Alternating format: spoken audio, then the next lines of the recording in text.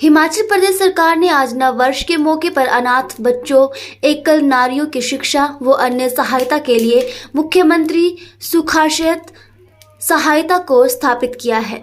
इस योजना के अंतर्गत प्रदेश के लगभग 6000 अनाथ बच्चों और एकल नारियों को स्कूली शिक्षा के साथ ही किसी भी प्रकार की उच्चतर शिक्षा अथवा जीवन यापन से संबंधित अन्य कोर्सों के लिए सहायता देगी। वहीं एकल नारियों को शादी तक में वित्तीय मदद दी जाएगी। मुख्यमंत्री ने आज शिमला में इस योजना का ऐलान करते हुए कहा कि इस अनाथ बच्चों के लिए माता पिता की भूमिका सरकार निभाएगी और इन्हें त्योहार में फेस्टिव भत्ता देने के साथ ही जेब खर्च जैसी मूलभूत जरूरतों के बारे में भी मदद की जाएगी। 21 दिन में सरकार ने समाज के प्रति अपनी सजगता दिखाई है और कुछ फैसले हमने जो लगता था कि हिमाचल की जनता को के संदर्भ में करने चाहिए थे, हमने उन फैसलों को किया है। कई प्रकार की चर्चाएं होती हैं और चर्चाओं का बाजार हमेशा गर्म रहता है, लेकिन मैं कुछ बातें आपके सामने कहना चाहूंगा। आप जानते हैं, मुख्यमंत्री की शपथ लेने के बाद मैं सबसे पहले सचिवालय ने गया और मैं उस बालिका आश्रम में गया। बालिका आश्रम अच्छा से चल रहा था, लेकिन मैं जब उन बालिका आश्रम में पहुंचा, मैंने एक चीज का अनुभव किया। उन बच्चों से मैंने सीखा, क्योंकि बच्चे भी आपको सिखाते हैं, और वो बच्चे जिनका इस समाज में कोई नहीं है, वो बेटियां जो हमारे समाज में अपने माता पिता को छोड़ चुकी है, किस प्रकार से जीवन जी रही है, मुझे उनसे सीखने का मौका मिला। फिर उसके बाद मैं सरकार की जो बनाई योजनाओं के द्वारा कार्यक्रम थे, मुशोबरा में भी गया। वहां भी हमने सब कुछ देखा और एक भावना जो उनकी मैंने महसूस की, उस भावना को मैंने पाया कि इन बच्चों की जो भावना है, उस भावना को सम्मान कैसे दिया जाए। महिलाओं से भी मिला, बुजुर्ग जो थे उनसे भी मिला, और जो बच्चे डम एंड डफ की कैटेगरी में आते हैं उनसे मिल तो नहीं सका, लेकिन उनकी वस्तु स्थिति को मैंने जाना। और 21 दिन के बाद हमारी सरकार ने फैसला किया कि इनकी माता भी सरकार है, इनकी पिता भी सरकार है। जिस प्रकार हम अपने परिवार में ऐसे बच्चों का ख्याल रखते हैं कि अब हमारा अपना बेटा है, हमारी अपनी बेटी है, उसी प्रकार इन बच्चों के लिए सरकार का ये अपना बेटा है और सरकार की अपनी बेटी है। इस दृष्टिकोण से मैंने विभाग के अधिकारियों से चर्चा की।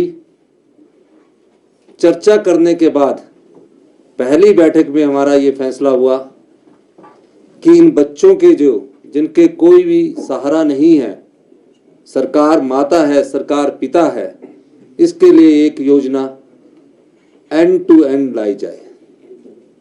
काम हुआ और मैं धन्यवाद देना चाहूंगा सामाजिक कल्याण विभाग को कि 20 दिन के अंदर एक ऐसी योजना आपके सामने लेकर आए हैं जहां आप भी गौरव महसूस करेंगे।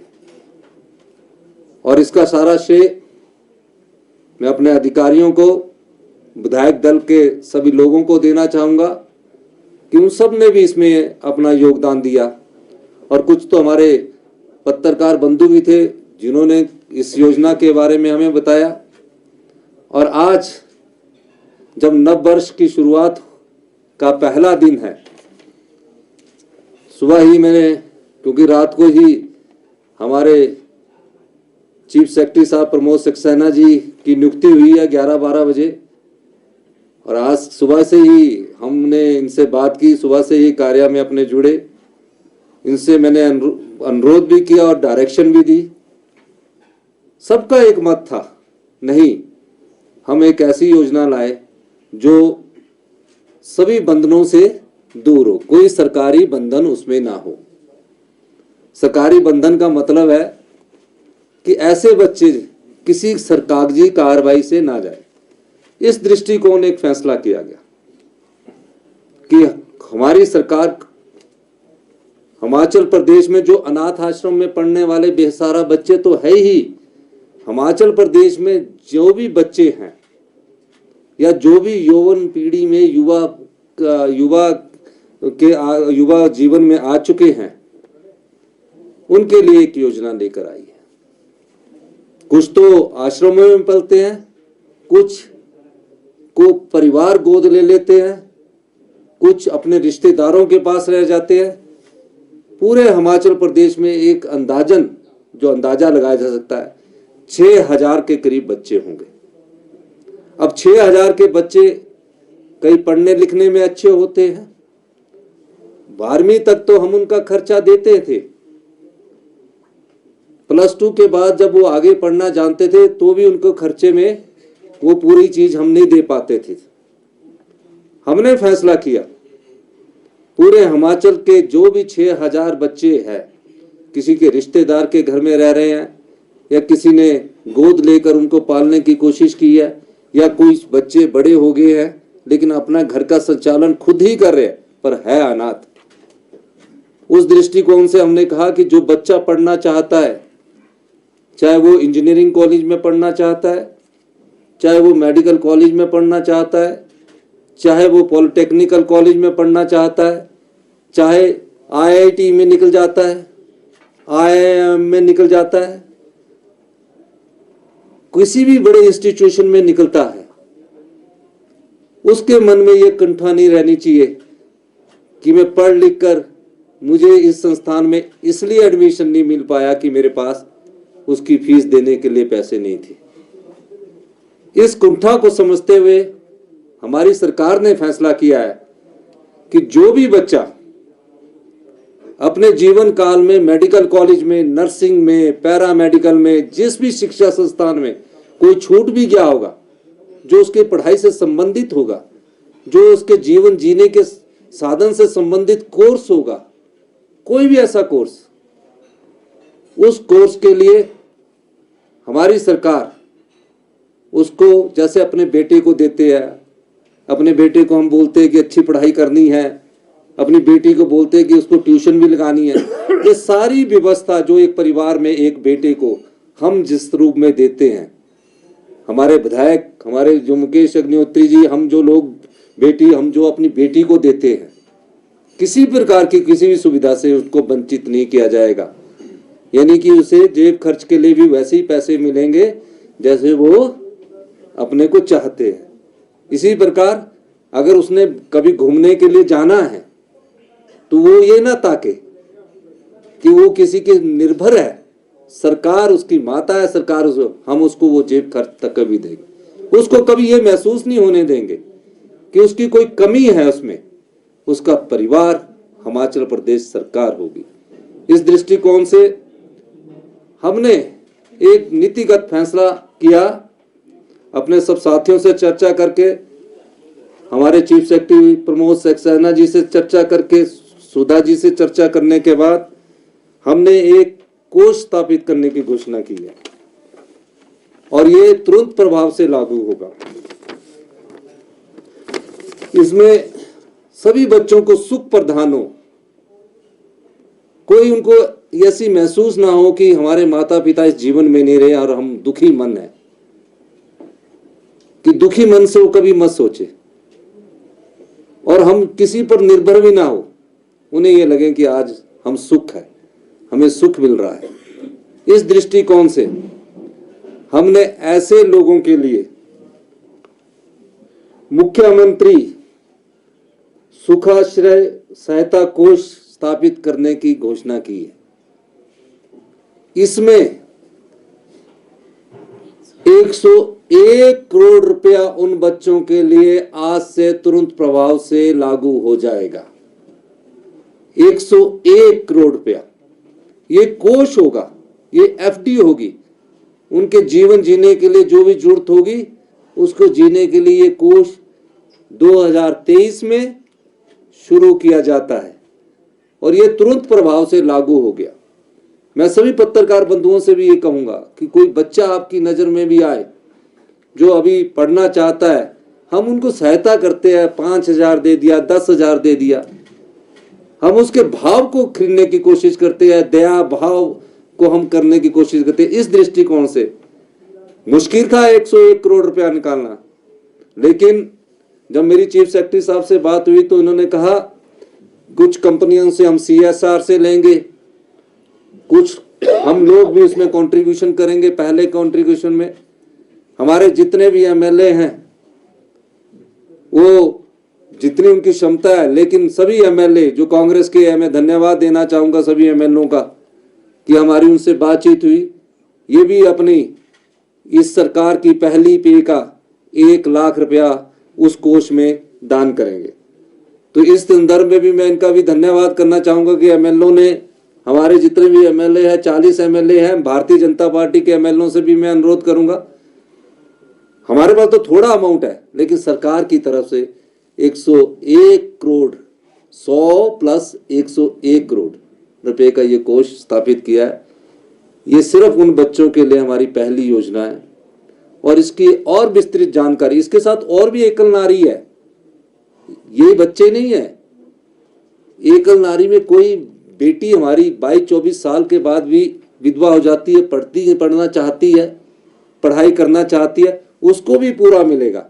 और इस योजना में जब तक उसको हम जब तक उस बेटी की शादी नहीं हो जाती, शादी का खर्चा भी हमारी सामाजिक कल्याण विभाग उस समय की परिस्थितियों के हिसाब से उठाएंगे।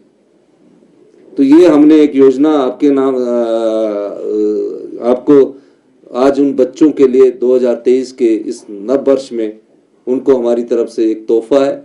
अब हिमाचल में वो ये भाव नहीं रखेंगे जो भी बच्चे हैं कि उनके पास माता नहीं है, पिता नहीं है, सरकार उनकी माता भी है, सरकार उनकी पिता भी है। वो बच्चे अब किसी की दया भावना पर नहीं टिकेंगे, उनकी भावनाओं का सम्मान करना हमारा सरकार का पहला दायित्व है। ये वो वर्ग है जिसकी उपेक्षा होती रही है। इस दृष्टिकोण से कभी देखा नहीं गया इस वर्ग को। हम औरों को सुविधाएं देते हैं, हम और नागरिक आते हैं समाज के, हमारे पास हिमाचल की जनता आती है, अपने लिए कुछ मांगने आती है। ये बच्चे हमारे पास मांगने नहीं आए, इन बच्चों ने हमेशा सहा है, अब इनके सहाने के दिन दूर हुए हैं। इस मुख्यमंत्री सुखाश्रय सहायता कोष से 101 लाख करोड़ की 100 करोड़ प्लस 101 करोड़ रुपए की राशि तुरंत प्रभाव से जारी की जाती है।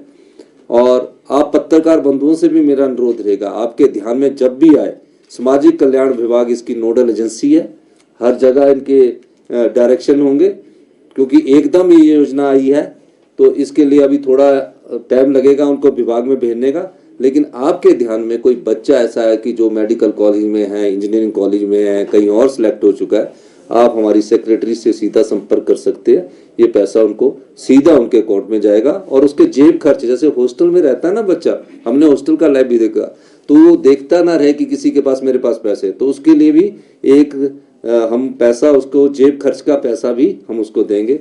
इस नव वर्ष में ये हम अपने बच्चों के लिए लाए हैं, अपने उन बच्चों के लिए भी जो अनाथ आश्रम में ना पढ़कर किसी के घर में रह रहे हैं, वो सब लोग इस योजना से प्रभावित होंगे। और समाज का जो वर्ग अछूता रह गया है, हमारी सरकार की प्राथमिकता उसमें पहली है। इसी संदर्भ में मैं सभी लोगों का, आप पत्रकार बंधुओं का भी धन्यवाद करता हूँ। जय हिंद, जय भारत।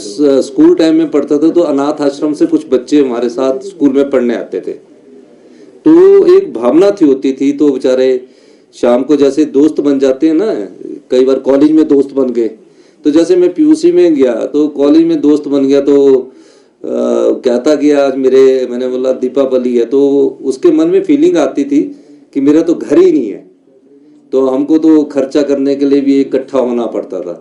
तो वो भाव मेरे मन में शुरू से था, तो मैं उसको अपने घर ले जाता था। तो उस बच्चे का भाव देखिए कि मेरे साथ तो कहते और भी 40 बच्चे यहाँ निचले उसमें रहते थे। तो उस दृष्टि से मैंने देखा कि उनको पैसे की भी कमी ना रहे, तो एक भाव था, मुझे मौका मिला, मैं आज उस भाव का, उस बच्चे का भाव, आज वो मेरी उम्र का होगा, आज तो उसके बच्चे भी होंगे, लेकिन वो खेलने में बहुत अच्छे होते थे, लेकिन उनकी भावनाओं की कदर नहीं होती थी, क्योंकि वो एक जाके सुबह वहाँ से हॉस्टल से उठना जाना, उनको वो मात्र प्यार नहीं मिल पाता था। तो मैंने सोचा इस सरकार का पहला दायित्व बनता है, इस दृष्टिकोण से हमने ये योजना लाई है। धन्यवाद।